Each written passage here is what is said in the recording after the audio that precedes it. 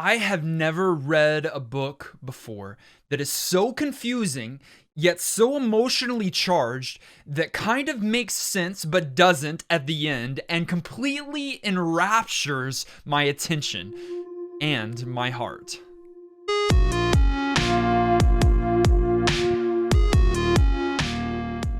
This book makes no sense and it's exceptionally wonderful for it. It was written by two authors, Amal El Motar and Max Gladstone, and it is called This Is How You Lose the Time War. Not sure what first caught my attention. Maybe it was the title of the book, which is remarkable and provocative. Maybe it was the cover. I love the simplicity, but the beauty that is there in the cover.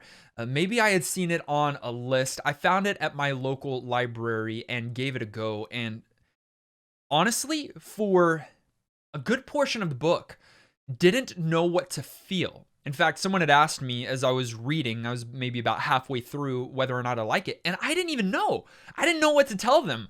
But by the time that I got to the end, I've found a book that is now going to nestle along with a short list of my personal favorites of all time.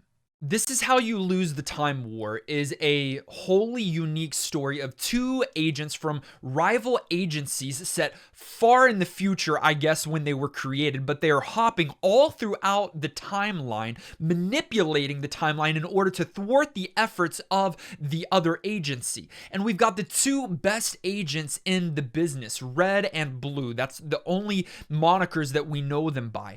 And they taunt each other with coded letters left in unexpected times and places, and gradually their letters and their they're joking with one another and they're poking at one another turns into something more, something affectionate. It's remarkable because the way that this is written is very poetic. The prose is not straightforward or mechanical. The chapters are very brief, where we get a glimpse at the historical moment that we're in, and some of it's going to be familiar a few times, like London's burning. You know, we're going to see that scene, but we're not seeing like key historical moments necessarily throughout history. That's not the focus here. We're just going to different time points in time, and we get a little bit of description about what our characters are seeing or what event they're involved in, and you might not even understand what you're seeing, and then they recognize a letter that is left behind. Some of it is written on parchment, but most of it is encoded in a teardrop or in a strand of blood or in an owl's hoot or in the flame of a fire or in tea leaves that are left behind. And then we get the letter, and then at the end of a chapter, the letter is read by the agent, and usually we are going back and forth between Red's moment reading Blue's letter, Blue's moment reading Red's letter, and we go back and forth until we get to the end where it kind of picks up pacing and a few other things happen. It's a remarkable book. I can't give spoilers here as to why it all came around in the end. I'm going to do a reread of this. It's a quick read, so anyone can read this in a couple of sittings. I've also heard it's a remarkable audiobook as well, and I love audiobooks, so probably the second time that I go through this book, I'll listen to it. But it's remarkable.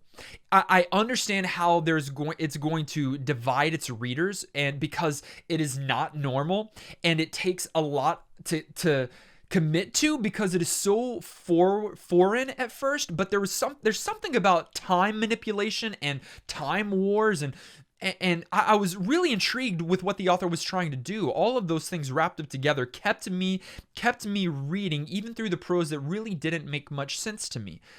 The writing style is certainly going to be divisive because it's abnormal. But if you will press on, and if you'll press forward, and if you'll commit, I think you'll find something here that is truly unique, that is remarkable, that is so much fun, and tells a beautiful, beautiful story that is unlike any other.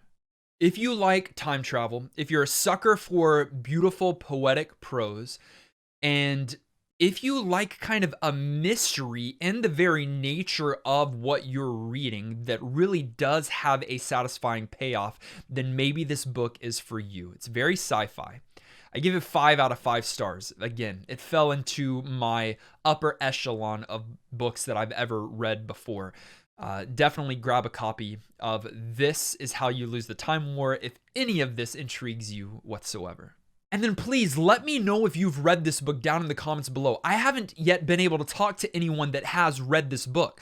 So if you've read it, please let me know in the comments below and let's dialogue about it. And then if maybe this book, this video inspires you to go and pick up the book, then swing back by and let me know afterwards. Would love to dialogue with some of you about this book. And if there's any other sci-fi time travel-y books that you like, you can drop that down in the comments below as well. I'm a sucker for those. As always, thank you so much for watching this video, for clicking like. If you haven't yet, click subscribe, join the Dragon Army, and we'll see you in the next one.